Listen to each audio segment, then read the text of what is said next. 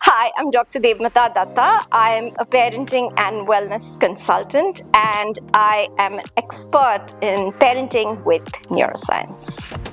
Indoor play zones are the solution to screen time addiction. Children get addicted to screens because they cannot play. Outdoor play comes with safety concerns. Indoor play comes with a mess that the parents need to clean up later. And because of that, children don't play.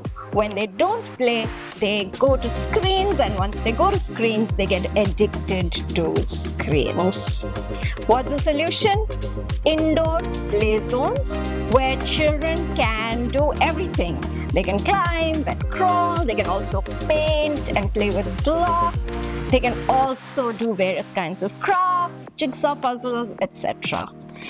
This is the essence of free play, where the child decides what to do, when to do, how to do, and so on their own. This builds independence and confidence.